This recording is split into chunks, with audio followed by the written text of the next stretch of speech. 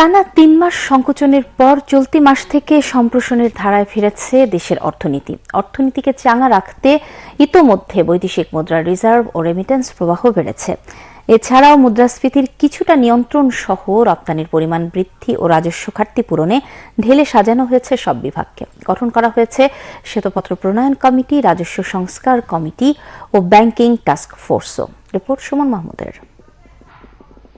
পাহাড়সম অর্থনৈতিক চাপ নিয়ে দায়িত্ব গ্রহণের পর বহুমুখী সংস্কার কার্যক্রম হাতে নেয় অন্তর্বর্তীকালীন সরকার। স্বল্প রিজার্ভ, চড়া মূল্যস্ফীতি, রাজস্ব ঘাটতি পূরণে ঢেলে সাজানো হয় সব বিভাগ ও প্রতিষ্ঠানকে।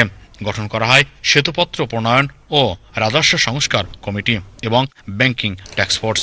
ইতিমধ্যে ভঙ্গুর অর্থনীতি পুনরুদ্ধারে বেশ কিছু প্রকল্প বাতিল ও বরাদ্দ কমানো হয়েছে। খুবই খারাপ ছিল, ব্যাংকিং সেক্টর বলেন, এক্সচেঞ্জ রেট বলেন, রিজার্ভ বলেন, সব জায়গায় এটা নেতিবাচক অবস্থান ছিল। সেখান থেকে কিছুটা ধ্বংসস্তূপ থেকে অনেকটা তুলে আনার একটা প্রচেষ্টা চলছে। সরকার একটা অ্যাসেসমেন্ট করছে।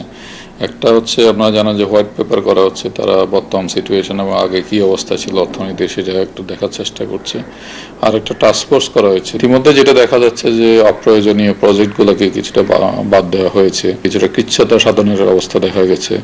ইনফ্লেশন ম্যানেজমেন্টের জন্য বাংলাদেশ ব্যাংকের পক্ষ থেকে মনিটারি পলিসির ক্ষেত্রে আরো টাইট করা হয়েছে।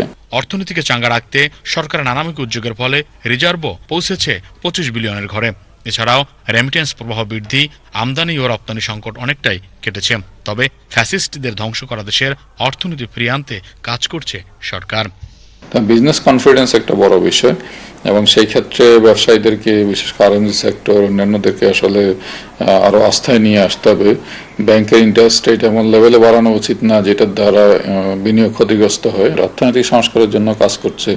দুটা কমিটির কথা বললাম, একটা টাস্ক ফোর্স হয়েছে, একটা হোয়াইট পেপার হয়েছে। সেগুলোর রেজাল্ট আসার পরে বাই এন্ড অফ ডিসেম্বর সরকার হয়তো নতুন করে আরো কিছু ভাববে যে কি করা যায়।